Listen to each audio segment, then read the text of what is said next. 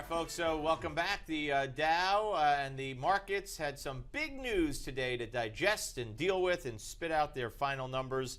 And that news has come down from the Fed regarding QE3, of course. And Rob Williams, Newsmax Deputy Financial Editor, is here. I was thinking of the cruise ship I was on.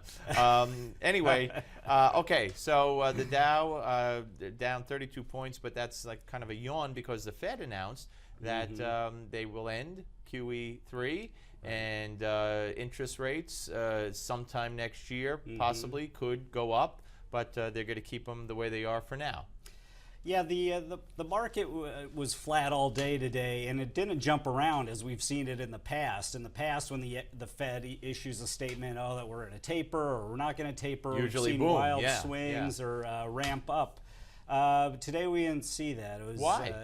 Well, I think they actually did a good job this time telegraphing what they plan to do. They've been talking about tapering and ending for a while. So when it finally arrived, there may have been a few people that were hoping for an extension of QE after the market sell-off a couple weeks ago. They didn't get that, so they were disappointed. But overall, I think they did exactly what they said they were going to do. And they used the terminology considerable time when they talked about keeping the federal interest rate at zero. Although I did hear lots of speculation. Does that mean May? Does that mean next July? Next year at all? But so there are two things here. There's the end of the bond buying, and now people are going to have to see how the market is going to do basically on its own. And then the interest rates is a separate issue, which has been kind of kicked down for a while longer, correct? Right, that's right. Yeah, and I consider it worrisome how the market is going to survive on its own without those injections of billions of dollars of capital, which have helped support the market. And but if that were the mindset, if that were the popular consensus, wouldn't the market have gone down a lot today? Well, that is a positive thing, is that they have been tapering off. The last month, the Fed pumped in $10 billion. Right, it's not like it's all at once. They've been slowing down. Yeah, they've been doing it gradually and haven't seen any major collapse, although things did get scary a couple of weeks ago. We closed our eyes, put on our belts, hugged our next door neighbor there, and just rode the roller coaster. All right, so the reserve policy statement is out. Today we had some news as well, and Facebook, yesterday we talked about how it, after the close. I mean, here's another example which always got me, again, as a novice, you see Apple sold, not this time, but in the past, 50 million, and the market said they wanted 51 million, so the stock tanked. But Facebook had great numbers all the way around, and then it goes down like 10%. Well, that's right. Last night at this hour, we were talking about how they did fabulous, and the stock wasn't moving after hours. Later on, Mark Zuckerberg and the CFO. Mark Zuckerberg is the billionaire founder of Facebook.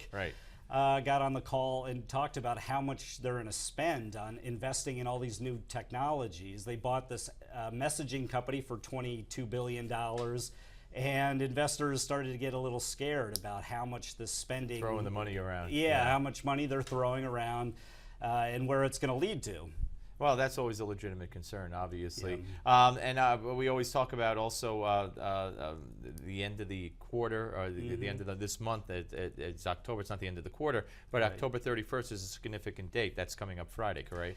Yeah, that's when a lot of mutual funds kind of wrap up their fiscal year. And so some people think that a lot of this buying we saw the last couple of weeks was mutual funds trying to chase performance, that they haven't been keeping up their numbers, so they're going to go after certain companies. They're going to buy companies like Apple, so that when investors get their statement, they'll see, hey, this guy owns Apple. He's a stock picking genius. So much of it is a game. All right, always good to talk to you, Rob. Rob will talk to you tomorrow as well. Okay. All right, Rob Williams, ladies and gentlemen, and for 24-hour, round-the-clock, 7 days a week, never ends. You can get all the financial news you need and want and should have at moneynews.com. Moneynews.com. Don't forget. Coming up next, right here, it's Gimme 5 on Newsmax Television on the Steve Malzberg Show.